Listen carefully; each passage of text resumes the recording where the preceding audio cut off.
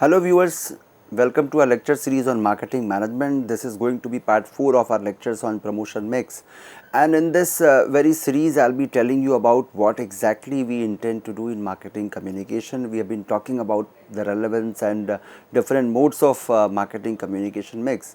In the previous lectures of mine I tried to give you a brief detail about the different modes of marketing communication mix, and now we will be talking about how to make this marketing communications work. Because when we are spending huge amount of money in this very task of promoting our product, we need to ensure that whether my marketing communication is going to work or not, and then we will be talking about how to implement the right communications, and of course we will be talking about the different communication models and how do we plan marketing communication. That is also something which is the most significant part of our communication mix exercise, and then we will talk about the response hierarchy models, that the way for different products, depending upon the involvement of the product you are having as a customer with that product, the way you respond to that particular communication, that is something which I am going to place before you, and this would actually help you in developing a better understanding of what exactly we mean by marketing communications. Because as I told you at the very outset of the series of my lectures on marketing communication, I detailed this very aspect, that if no matter how best quality product you are offering, no matter how better pricing strategy you have adopted, you are making your products available to the customers, but unless you communicate that you have a quality product which is priced genuinely and reasonably, and that too is available at your doorstep, the customer is not going to buy. So communication is something which is very significant, and recognizing this very significance of marketing communication, we need to understand that what are the different nuances of this marketing communication exercise which we are going to make, which we are going to implement here in this very marketing exercise. So I would be giving you a reminder of the questions which we have to answer as a communication strategist. The first one is, how do marketing communications work? The second question is, what are the major steps in developing effective communications? Because we have to go step by step. So all those steps I will be presenting before you, and then we will talk about what is the communication mix and how should it be set for the ultimate achievement of our goals, that is called integrated marketing communication, and what is an integrated marketing communication program in reality. That is something which we need to understand. So given these questions for us to answer, I would be extending and continuing my discussion on this very topic of marketing communication, which will start from the communication mix, the different steps in developing effective communication, and eventually we will move towards the integrated marketing communication program. So what are marketing communication? Needless to explain, but I am just giving you a reiteration of the same, that it is basically the means by which firms are attempting to inform, persuade and remind consumers either directly or indirectly about the products and brands which they are selling. So they have to inform them, they have to persuade them, they have to remind them that this is the product which is available for the satisfaction of your specific needs at these places, and you must buy it. So coming to the modes of marketing communication, I told you about the advertising, sales promotion, events and experiences, public relations and policy, direct marketing, indirect marketing, word of mouth marketing and personal selling. So all these aspects, all these modes of marketing communication have already been discussed in great detail, and they must have offered a better understanding of the topic for your understanding and your consideration. So how do marketing communication work? That is a question in front of us.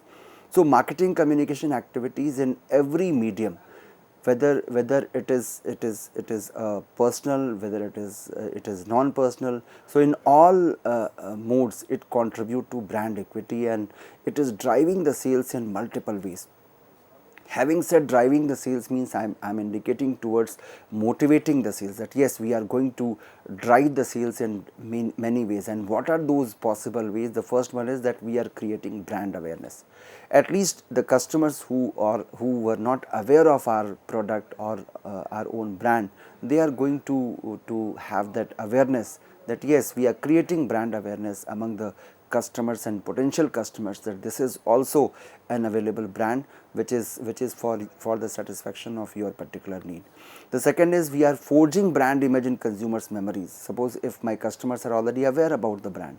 Now, the next step is that we have to drive sales in this way, that we are forging our brand image in consumers' memories, that yes, we are reminding you that you need not to go by the marketing gimmicks, you must trust the tested one. So, the tested one need to be trusted, and that is what we want from our customers as a response to our communication exercise. So, my dear learners, when I am communicating to you, I need a response from your side that yes, whether you are understanding it in the same manner or not. Unless I do so, my communication is not complete. So, communication actually ensures the same understanding of a particular message from both the sides, that is called sender and receiver. So, when the receivers and senders both are on the same page regarding that particular message, then only we say that yes, communication is complete. So, we have to forge we are forging the brand image in consumers' memories, and eventually we talk about eliciting positive brand judgments or feelings, and of course strengthening consumers' loyalty or customer loyalty. So, this entire exercise of marketing communication, which is actually in the form of different activities, it is driving sales in multiple ways. And we need to understand that driving sales does not mean that your sales is only increasing. When we are strengthening our customers' loyalty, that is, our customers are demanding for the same product or brand whenever the similar need arises. That is also a kind of enforcement or reinforcement in the form of strengthening our customers' loyalty. That we are not only regaining new customers or gaining new customers, but also we are able to retain our existing customers. So, when both the achievements go hand in hand, then only it ensures the success that yes, not only I am gaining the new customers, but I am also able to retain the existing customers, and that actually makes our entire communication exercise more powerful, robust and effective. I will be telling you about both the aspects that is called efficiency and effectiveness in due course of our discussion on the topic. But yes, we have to not only be efficient, but also effective in all our communication exercises. So, the question comes, how to make marketing communications work ideally? How are we going to ensure that the communication is working in right spirit, in true spirit? So, for that we have to understand that all the activities which we are planning for marketing communications to happen, it must be integrated. It must have that integrated communication strategy if we are really willing to deliver a consistent message and achieve the strategic positioning. So, I have to ensure the delivery of consistent message, and we have to achieve the strategic positioning. And for that only we are integrating all the communication activities together at one point, so that we understand that whatever ways and means we are resorting to, we are adopting to, they all should ensure the same achievement, the same implementation, that yes, we are able to deliver a consistent message and we are able to achieve the strategic positioning. So, the question comes, how to start? What are the steps involved into it? So, the starting point in planning them is a communication audit. Now, in communication also we are conducting an audit. So, this communication audit basically profiles all interactions which a potential customer or possible customers in target market may have with company and all its products and services. So, whatever interactions the customers are going to have in the target market with either with the company or with regard to its all products and services, we have to conduct a communication audit. When we are planning, we have to start with the communication audit, and this communication audit is nothing but the profiling of all interactions. Now, let us understand what do we mean by this profiling of all marketing communications. When we are doing this, how do we profile all interactions which customers are going to have in the target market, either with the company or its all products and services which company is offering.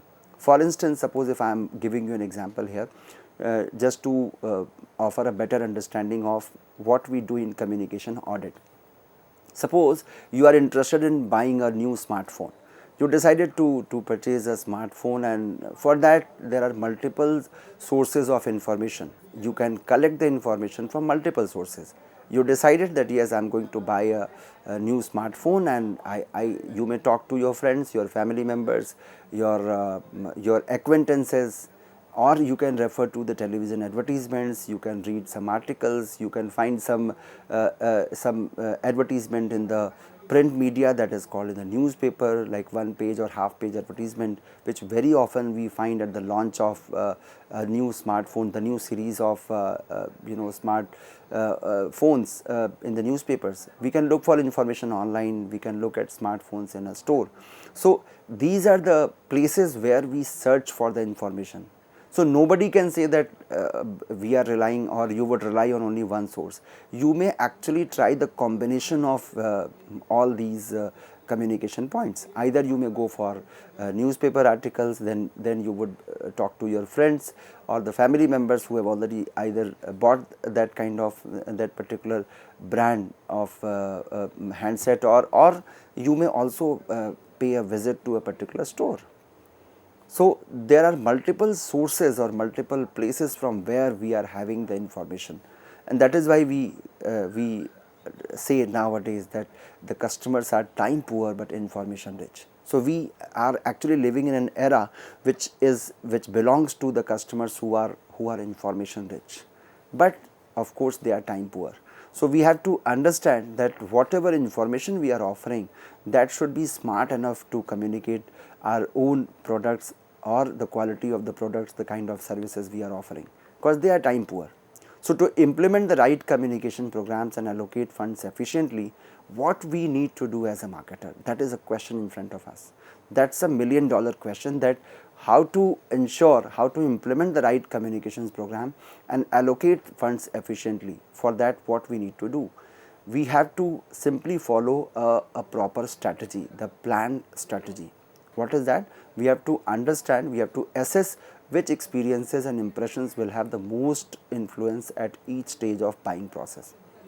So the experiences and impressions which are going to have the long standing impact or the influence, that we have to point out, that we have to find during the decision making process. If my customer is going to buy a product, I need to understand that in the due course of this buying decision process, which stage of the decision making process is the most influential, or which experience or impression will have the most influence at a particular stage of buying process.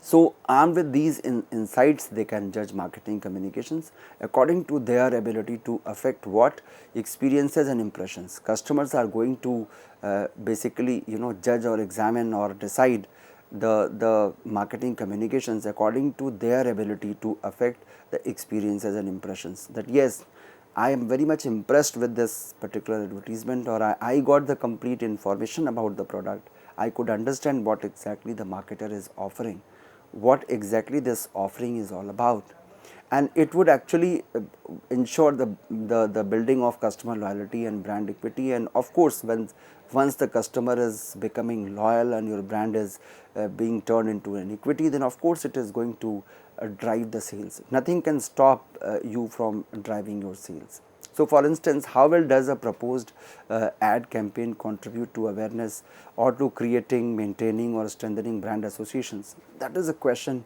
which we should always try to answer. That suppose I am implementing a particular ad campaign, to what extent it has contributed to the awareness or in creating, maintaining. Suppose if awareness is already there, people are aware of your brand, then how it is maintaining or strengthening the brand association, that is something which we need to understand.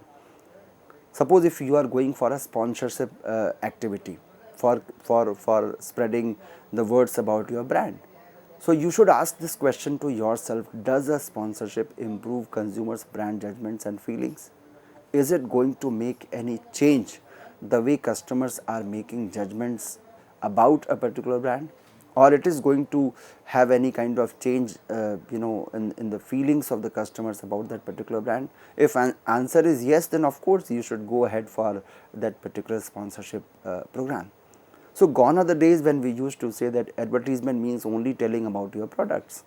even with the presence of yours as an official sponsor of a particular event, that also communicates about the responsibility a brand is shouldering with, a brand is having on its own.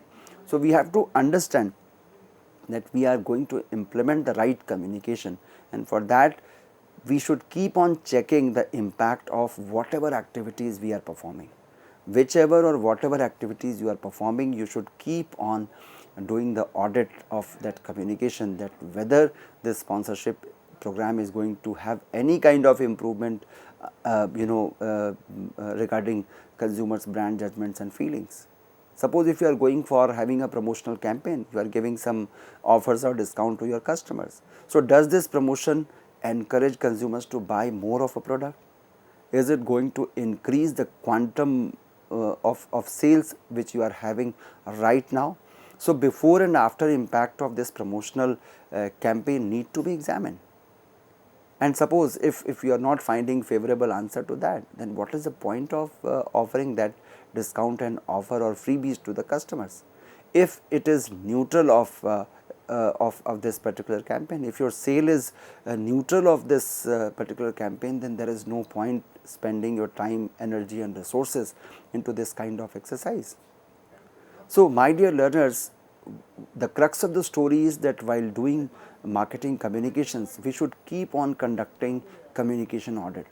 So it is a kind of concurrent audit, just like in financial audit we are having an interim audit, we are having a final audit, but with regard to the continuous vigilance on the transactions, we are having a concurrent audit team which keeps on doing the audit on daily basis, and that is something which is required here also in case of communication audit.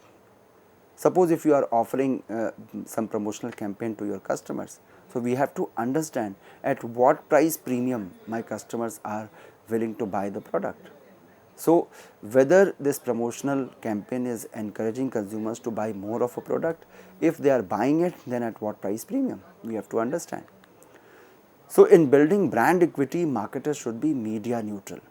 Remember, we should not get any kind of biasness with the media, we should be media neutral and evaluate all communication options. Whichever option you are resorting to, we have to actually evaluate all communication options. Don't get driven by a particular media of communication. We should be media neutral, because our ultimate motive is to create a communication which is not only efficient but also effective. And for that we have to understand that yes, since I am communicating, I have to evaluate all communication options on certain parameters. And there are not much parameters, only two parameters are there. First will examine the effectiveness and second will examine the efficiency. Having said effectiveness, I am willing to indicate towards how well does it work, to what extent this communication is reaching to the masses, whether customers are finding the message in the same spirit with which we are communicating or it is different with that. So how well this communication is working, that will give a reflection of effectiveness. And when we talk about efficiency, how much does it cost? At what cost this information is being communicated? My communication is very effective, but when it comes to cost, the cost is very high. So much so that we cannot bear with that cost. It is eating out, it is eliminating all the components of profit from my sales.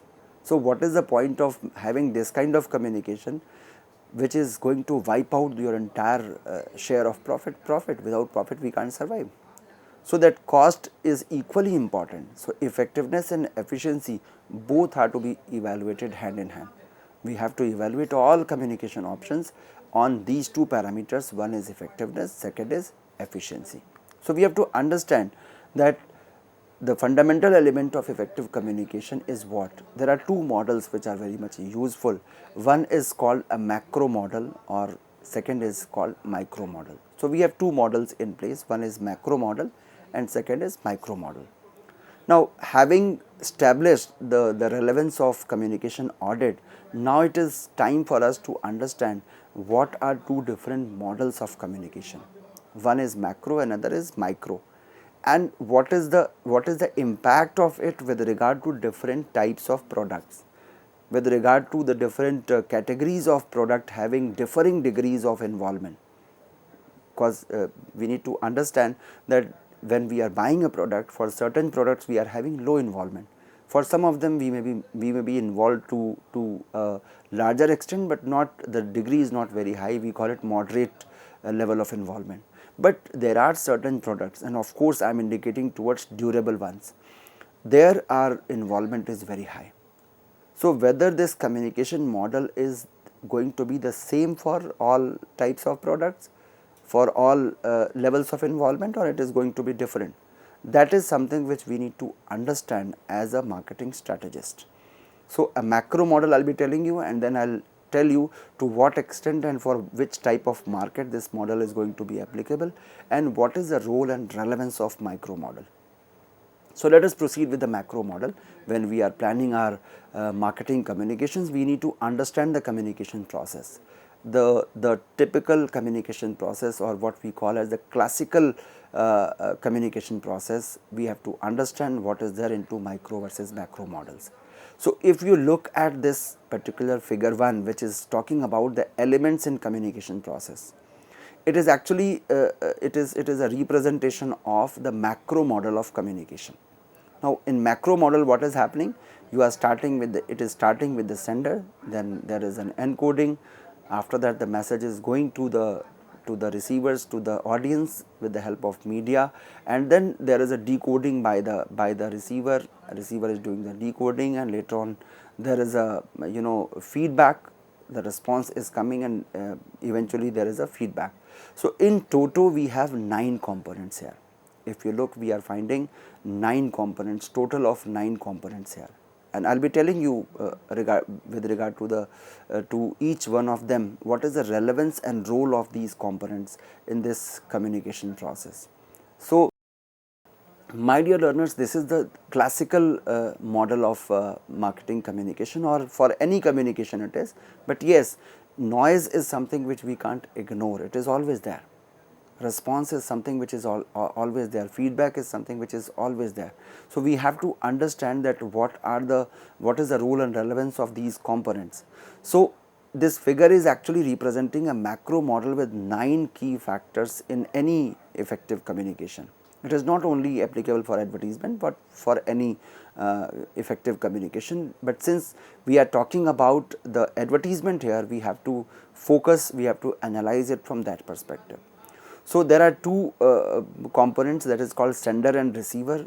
The first one is sending the information, second one is receiving the information. They are representing the major parties. That these are 2 major parties involved into this communication process. One is the sender, another is receiver. Then another 2 is representing the major tools.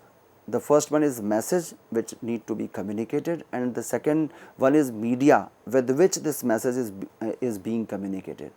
So media can be considered as a vehicle of transferring the message from receiver, from sender to receiver, and of course the message is driving with media towards the receiver. And then after 2 plus 2, 4 are done, then remaining 4 represent major communication functions. So if we look at communication functions, we have encoding, we have decoding, we have response, and then we have feedback. So if you ask me, my dear learners, what are the major communication functions, I would say they are 4 only. We have to first encode the message, the second one is decoding of the message, and then response and feedback is there. So only these 4 components are representing the communication functions. And the last element in the system is noise. Some people think that noise has no role to play. Always remember that the noise is random, and we have to understand that this noise includes random and competing messages which may interfere with the intended communication. I am trying to listen to your brand, but your competitors are also having random and competing messages which is hammering to my black box as a consumer. So that actually noise includes the random and competing messages as well. Some people think that noise means whatever noise we are having in the media. No, that is always there, that we can eliminate, that we can control, that we can check. But what about the random and competing messages which are hammering to the customers from the side of your competitors? That actually is the intensity of competition with which we are dealing. So we have to understand that these, in this way, all 9 components are here in front of us. So senders must know what audiences they want to reach and what responses they want to get. We should have a proper clarity with regard to this, that what audience I am willing to reach, to whom I need to communicate, and from them what response do I need. Suppose if it is just like I am giving you a message that I wish to talk to you. So I need a response from your side in timely manner, that yes, tell me what is the matter. It is just like that. I'm texting you with regard to my own requirement, and you are responding me in a proper manner. It is just like that, that I'm actually dialing the right number. That is something which we must know. So sender must know what is the right number, what is the right contact number where I need to reach, and then what response I need from that also I should know.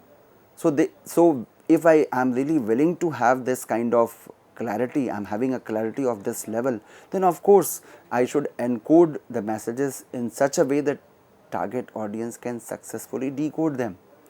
You are doing an encoding which my customer is not able to understand. My customer belong to a rural area, or you can say a urban area, where it is a combination of rural and urban, and the language which I am using, the dialect which I am using is not at all known to them. So they will not be able to decode that message. So we have to understand that the way I am doing the encoding, they should be in a position, the target audience need to be in a position, they should be competent enough to decode that. But if they are not able to do so, then of course the entire exercise is going to be a futile one.